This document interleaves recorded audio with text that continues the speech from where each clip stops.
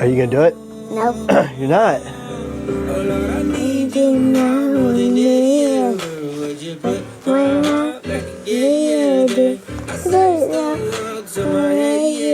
Just to find out your ways, baby. Oh Lord, I need you now more than ever. Would you put my heart back together? I searched the world to my head. Some of you may have figured this out already, but some people just love to be miserable. They may not say it out loud like that, but it absolutely comes out through their actions. This is one of those things that you cannot ignore when it comes to social media. There's a certain type of person that they just can't help themselves. Most recently, there was this funny little interaction that I had with the community Facebook group, the Bowling Green one that I run, where an individual had popped up and they said something positive about how much they like Domino's, and I made the joke that, hey, if anybody, the next person who complains about Domino's is gonna get suspended for 24 hours or something like that, and we all just need to touch grass. And when I did that, there was a little bit of interaction with one person in particular, who I won't bring up just because I don't want to embarrass anybody. But in that interaction, it was funny because I ended up making a comment in response, a very pastorally comment that I was talking about with my father later on.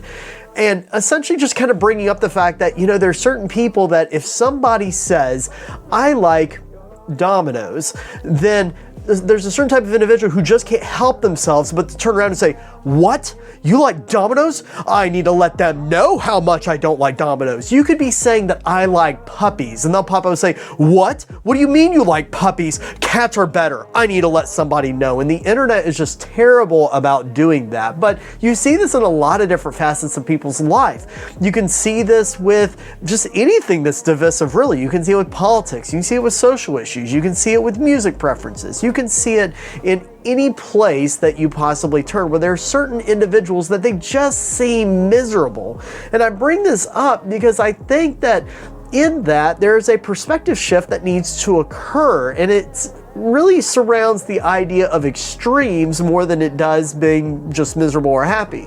Because somebody who's just happy all the time, you're also kind of missing out on the realities of what life really is. Because the reality is that life is a series of highs and lows. It's dynamics. It's different trials and blessings that God has kind of ordained for us or laid before us so that we could become the creation that He is making us.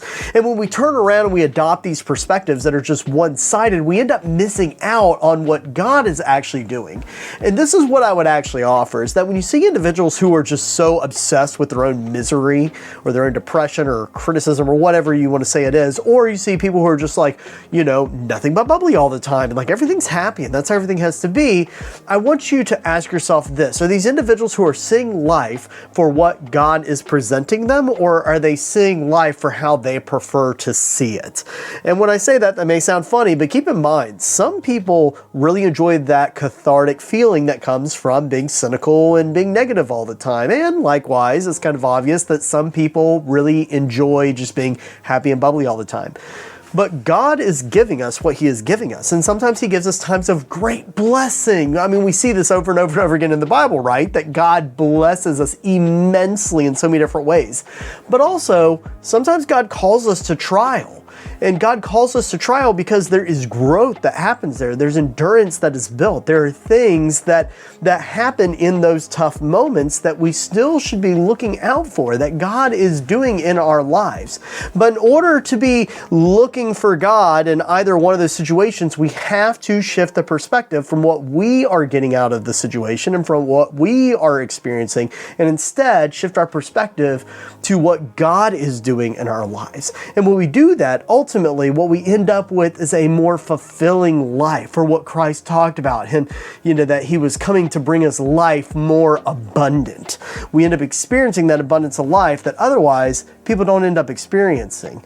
And I think that's one of the things that gets undervalued a lot as Christians, especially as Christians attempt to sit here and look at, God bringing you good things or bad things and kind of view life in that kind of, black or white kind of lens. But the reality is that God is not bounded to just kind of simply good or bad things.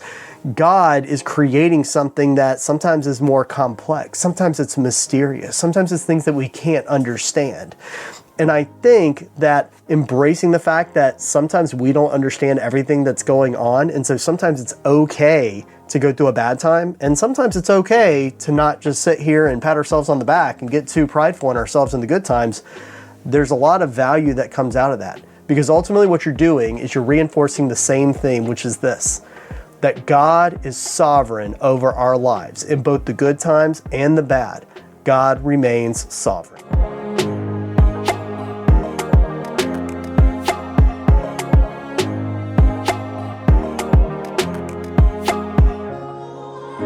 Now, when I was putting this message together, I was actually thinking about something that my kids keep singing over and over and over again. At school, they start out the day with kind of this little morning assembly like a lot of schools do, and they sometimes have, a devotion, I think most mornings, and then they have some worship on different days. And as they're doing that, there are certain songs that they end up singing that Meredith and I hear about over and over and over again. And recently, there's been a couple songs that are from Forrest Frank. Now, some of you guys who maybe like criticizing Forrest Frank would look at that and say, oh, you mean a bunch of 4-year-olds are really jazzed about Forrest Frank? Well, that checks out.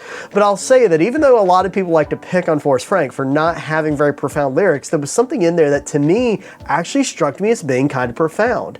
And that's that, there's that song, Your Way's Better. And in that song, a part of the lyrics, are something that almost sound like a cry to God, something where it's really reaching out to God. But the song has, a vibe to it. I mean, it's very uplifting. It's very upbeat.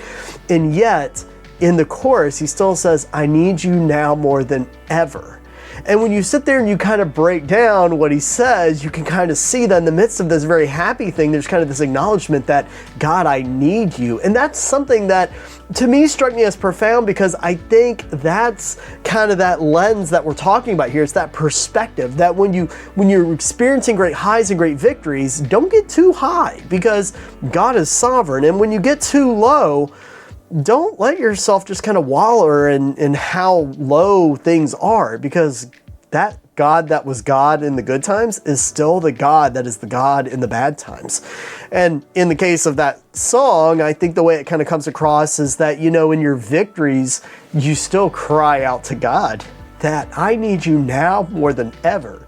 And I think that the mechanics of that actually make a lot of sense, because if you think about it, what it means is that in your highs, you cry out to God that I need you. You are sovereign in my life. But that means that then when you inevitably experience the lows, you have that firm foundation to lean on, so that you can realize in those lows that, God, you're still the good God. I needed you more than ever when I was in my victory, when everything was really, really awesome.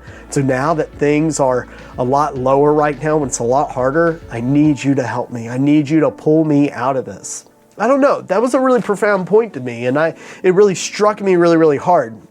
Where I'd like to point you to, and where you'll go into here in a second, is in 1 Kings in chapters 18 and 19. You see this thing that I love referencing, that in 18 you have Elijah in the middle of a high point where there's King Ahab, who is really giving in to these prophets of Baal that are challenging God. And in the midst of this, there's this situation where Elijah is at the forefront of demonstrating God's sovereignty and his power and his might, his control over all things. And then it's less than a dozen verses later that you end up seeing Ahab hearing about what Elijah has done and kind of this victory he's experienced. And he turns around and then basically says, God, I wish you would just kill me right now. So he's experiencing a low right after experiencing that great high, and being somebody who was at the forefront of seeing God's sovereignty. As soon as things get bad, he immediately forgets it. And what God does is he brings him to a place, he brings him to a mountain where he sits here and he demonstrates exactly what we're talking about here, that I am that same God. In the same way that God supernaturally brought flame down from the sky to consume this offering, to demonstrate his power in front of the prophets of Baal and demonstrate this thing that would be a great victory that Elijah would be celebrating, God also shows that through the exact same from the sky elements and everything, that I am still there even though you're now at a low point. So you can see in motion exactly what we're just talking about, that remembering God in the good times sometimes is exactly what you need to remember God in the bad times.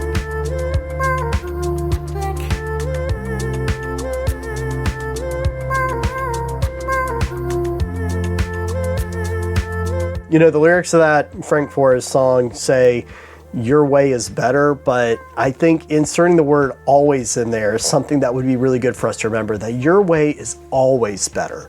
In the high times, it's better. And in the low times, it's still just as great. And I think that right there is that perspective shift that a lot of people seem to forget, especially when they're experiencing very dark times in their life. That, you know, I feel like I'm very low right now. I feel like everything's really, really terrible right now.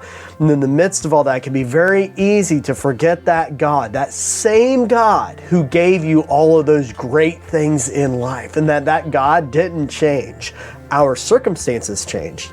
And in that moment, that we actually have something that's very convicting and frankly, it's kind of terrifying for a lot of us to consider, which is this: who's God in your life? Is it God or is it your heart? Because you see, if you look in your bad times, you sit here and say, well, now that same God who was good in the good times, like now I'm going to push that to the side because now I'm hurt. Now I'm disappointed. Now I feel like things are bad. Then what I would contest is that you're not worshiping God. You're worshiping your heart. And in the good times, it was just easier for you to attribute that to God. But I think that right there is part of the challenge. And this is one of the reasons why we end up having that, famous verse from Jeremiah that we talk about all the time, that the heart is above all things deceitful. The heart is something that can trick us if we let it trick us. But the thing that we know and the perspective shift that we need to undergo is understanding that our God is always better, both in the good times and in the bad times. God doesn't change. All that changes is what we experience.